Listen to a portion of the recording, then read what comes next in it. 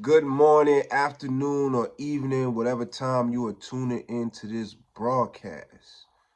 This is Issues, Coach Ish, whatever you want to call me. Let's talk some boxing. So, big fight card coming up this weekend. I'm super excited about. I'm probably more excited about this card than Terrence Crawford, Errol Spence. Nah, I ain't gonna go that far. It's up there though. Nah, I will say nah. Because even though, first of all, I was really only excited about that fight, Terrence Crawford, uh, Errol Spence fight. There's a bunch of fights on this card that I'm excited about. So I'm gonna break down each one of them video by video, according to my level of excitement towards, you know what I'm saying, each particular fight. So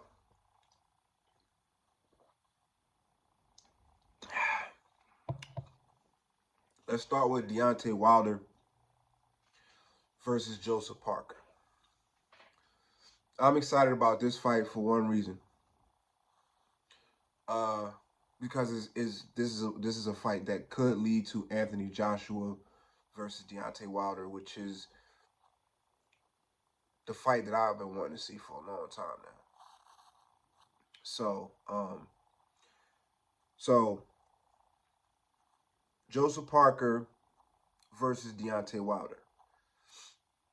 Now let's break down both fighters. Number one, this shouldn't be a long video either. But number one, Parker, how much of a chance does he have to outbox Deantay Wilder for 12 rounds? What are his attributes? He's mobile. He has good feet. He's fast. He has fast hands. Not necessarily a knockout puncher. Everyone at the heavyweight level can knock out anybody. You're over 200 pounds. So, can he knock Deantay Wilder out? In theory, yeah. Can he knock Deantay Wilder out and not get knocked out in the process? No, I don't think so. He doesn't have great punch resistance. He's been stopped. Okay, he's been stopped by Joe Joyce. And other than that, I mean, I haven't seen much out of him that's really impressed me, to be honest with you. He's pretty good at a lot of things. He's a pretty good boxer. What I mean by he's a pretty good boxer is he's at the top echelon of boxers in the heavyweight division. It's not many pure boxers in the heavyweight division. Usyk is what I would consider a pure boxer. Tyson Fury to a degree, even though he does it in a very unorthodox way. Yeah. So it's not many pure boxers, and I will put Joseph Parker in that category. But like he got some performances that, yeah. Like for instance, Andy Ruiz beat him. They robbed him. Okay, he lost to Andy Ruiz. Let's see. Of course, he got stopped by Joe Joyce. His fight with Anthony Joshua, I mean, he's decent. You know, he's decent. He knows his way around the ring. He has a tendency later in fights to kind of fade a little bit. You know what I'm saying? Kind of take his foot off the gas a little bit. Will that be enough to not get hit with that right hand? Because that's the story with Deantay Wilder. You gotta ask yourself if what he brings to the table is enough to keep him from getting floored by that right hand. Only one person's been able to do it so far, and that's Tyson Fury. Because look at what Tyson Fury brings to the table, though. He brings 300 plus pounds. You know what I'm saying? 300 plus pounds, 6'9" tall in stature, a lifelong, boxing experience, coming from a fighting family. Boxing is all he knows. All his family and father and uncles, he comes from boxing pedigree. You know what I'm saying? Gypsy boxing royalty. So he brings a lot to the table, not just physical size and stuff like that, but stature. I mean, pedigree. That's what I meant to say. You know what I'm saying? So that's enough to keep from getting hit from with that right hand. Plus your overwhelming size. He wasn't just bigger than Deantay Wilder in weight. He was taller than Deantay Wilder. And he was doing, and he was craftier than Deantay Wilder. He was smarter than Deantay Wilder. And he was able to use his physical attributes, laying on Deantay Wilder, in clinches and roughing him up and pushing him backwards and all that other stuff. That's not going to work with everybody. What Tyson Fury did is a blueprint only for Tyson Fury. You see what happened when Robert Helenius tried it. After he woke up, what did he say? He said he tried to do some of the same stuff Fury did. He thought Fury exposed that Wilder couldn't fight off the back foot, so he tried to put Wilder on his back foot, and he got knocked out off Wilder's back foot. He didn't account for two things. One, there's only one Tyson Fury. There's only one Tyson Fury.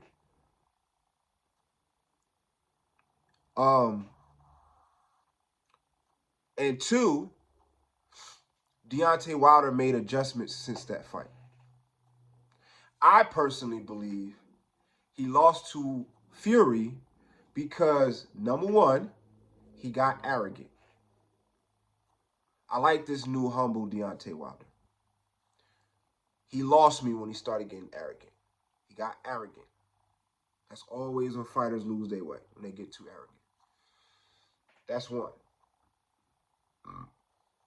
So, in his arrogance and trying to double and triple down on, I'm just going to just right hand, he made a fatal mistake. No one talks about this, really. I think I'm the only person, I haven't heard anybody else really go into this. Deantay Wilder made the fatal mistake of trying to come in too heavy. He came in too heavy. I think he was like 250s, 260.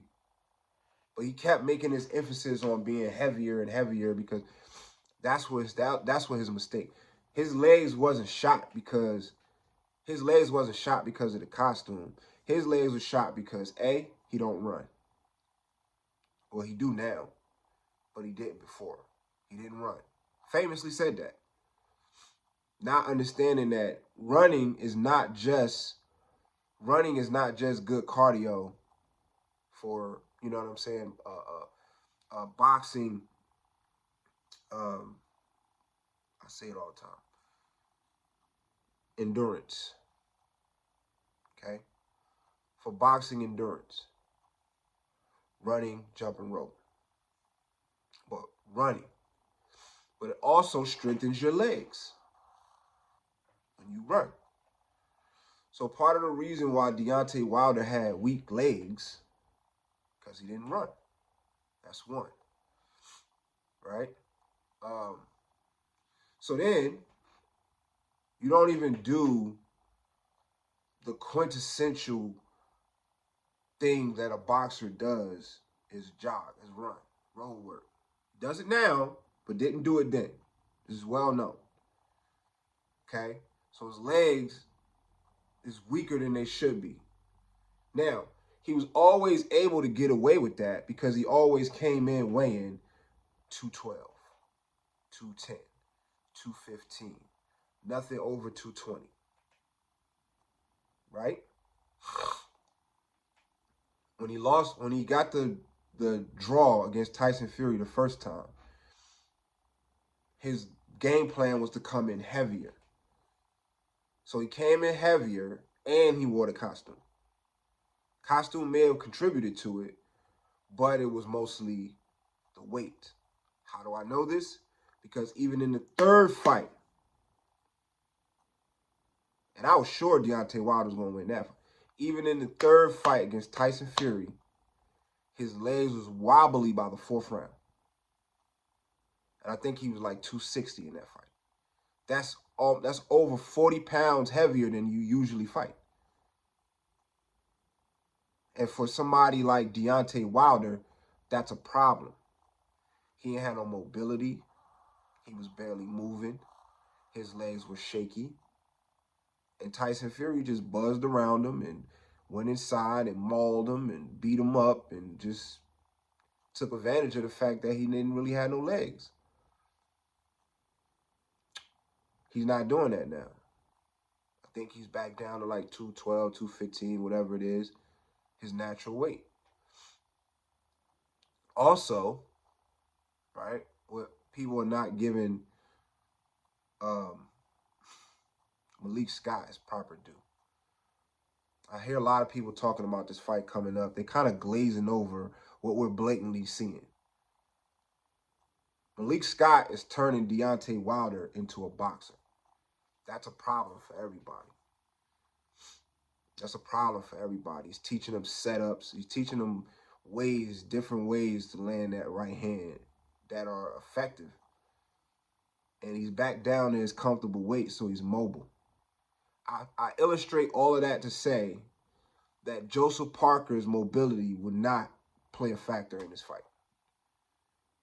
Because I don't think he's going to be more mobile than Deantay Wilder. Joseph Parker's mobility played a factor in surviving against Anthony Joshua. Because Anthony Joshua, he wasn't as mobile as he was in the Ruiz 2 fight, in the Joseph Parker fight, but he was fairly more mobile than he had been in other fights. You know what I'm saying? He's not totally flat-footed, but he's not totally a mobile fighter either. Against other fighters, you know, Joseph Parker's mobility and fast hands and all that's not gonna mean nothing against Wilder. It's not. Because Wilder is not the same fighter that he was when he fought Stavern and when he fought Fury those last 3 times. He's not the same fighter. He's not the same fighter. And I'm sick of people keep bringing up Mark Breland and, oh, he did Mark Breland wrong. Listen, Mark Breland ain't trained nobody since. That gotta mean something. You don't know what's going on in that camp. You know what I'm saying? You hear this side, whatever. That's business. Whatever reason he did what he did, that's business, and that's between them two. But I don't see nobody else jumping to hire Mark Breland. So it must have been something to it. You know what I'm saying? I'm not defending Wilder, but I'm just saying, like, I'm just tired of people bringing that up. But back to the fight analysis. Joseph Parker's going to get knocked the fuck out. He's going to get knocked the fuck out. I don't see it going past 6 rounds. I don't see it going past 6 rounds. I think between Deantay Wilder and Malik Scott, and I think Malik Scott is at the beginning stages of carving out a legendary coaching career for himself. I think Malik Scott is like a mad genius, boxing genius. You know what I'm saying? Untapped mad genius. I see what he's doing. I see what he's doing with Wilder. He's basically trying to put his coaching stamp on Wilder. You know what he's doing? He's doing what Emmanuel Stewart used to do all the time. He did it with Klitschko. He did it with Lewis. He's done it with a lot of Gerald McLaren. He's done it with a lot of fighters where he take fighters and he add to them. They be already good fighters with good attributes, and then they famously go to the Crunk Gym, and Emmanuel Stewart unlocked something that was there, and then they just go on a ridiculous run. That's what I see. I see Malik Scott as that type of trainer. I don't even really see a lot of other trainers that are like that. We'll see, because it's going to be dependent on how Wilder dispatches Joseph Parker. Now, Wilder going there and dispatch Joseph Parker in spectacular fashion in under 6 rounds, which I think, that's what I think is going to happen. I think it's going to come out, it's going to be pretty much, you know, both of them moving around. And because the thing about Joseph Parker is eventually he's going to have to start taking risks, because he can't afford to dance with Wilder for 12 rounds. He can't afford to do that. He cannot afford to dance with Wilder for 12 rounds. He cannot afford to do that. That is too long. You are not Floyd Mayweather. You have been stopped. So you do make mistakes. Okay? You do make mistakes. You are not Floyd Mayweather. You are not the most defensive heavyweight in the division. You're not James Toney. You're not Pernell Whitaker. You're not, you know what I'm saying, any of those people. You're not nobody with the reputation for defense. Your reputation is for is heart, fast hands, and fleet of foot. That's not going to be enough against Wilder, who's known for relatively fast hands. It's not, you know, it's up for debate who has faster hands out of Joseph Parker and Wilder. Wilder's just known for that right hand. It's just like Steph Curry. People starting to give Steph Curry his props. Now, I've been saying this for years. Like, people just think Steph Curry, all he does is shoot threes. He does a whole bunch of things. It's just that he shoots threes so well, you don't pay attention to all the other stuff he does well. You know what I'm saying? Wilder has a lot of attributes about him that people don't pay attention to because his knockouts are so spectacular. So, Wilder got relatively fast hands. You know what I'm saying? So whose hands is going to be faster? We'll see. But Parker is at a severe height disadvantage. So regardless of how you slice it, he's going to have to take risks in order to achieve victory. And I don't think it's going to pay off for him. I think he's going to get clipped. I don't see anything about him that will lead me to believe, you know, answer the most important question. Whenever we're talking about Wilder versus anybody, there's one important question that we always have to ask ourselves. What you bring to the table, is it enough to survive 12 rounds with Wilder and not get hit by that right hand?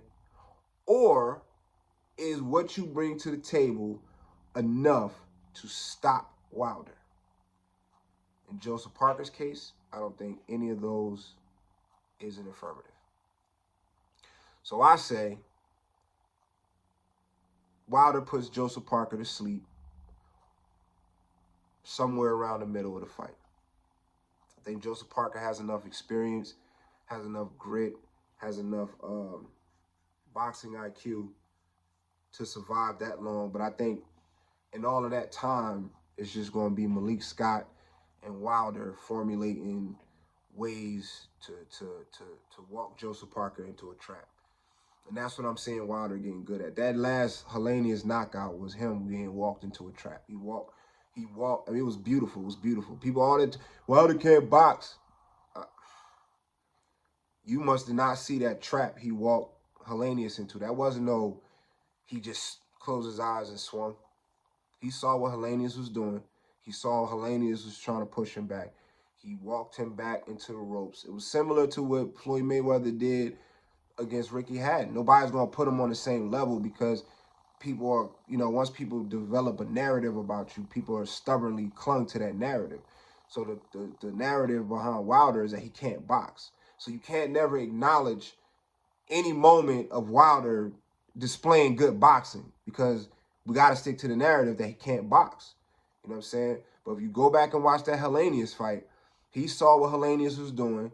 He was making Helenius walking backwards. And Helenius was taking the bait. He walked him into the corner. When Helenius lunged to throw that right hand, Wilder threw a step back and threw a short, super short, straight right hand. Clipped him. It was purposeful. It was deliberate. It was sharp. And it was deadly. And that's boxing. So, I got Wilder by knockout somewhere around the middle of the fight. 6th, 7th round. Maybe even, I wouldn't be surprised if it was sooner. But I can't wait. Like, comment, subscribe, share. Let's talk about it. You know what I'm saying? Help me grow this channel. And I'm going to keep going regardless. So, you know what I'm saying? This is something that I'm passionate about. But, you know, we're going to keep adding on to the show and adding to the production value and all that good stuff. I appreciate everybody out there who's rocking with me on a consistent basis. And, you know what I mean? My loyal supporters and all that. Peace and love. See y'all after the fight.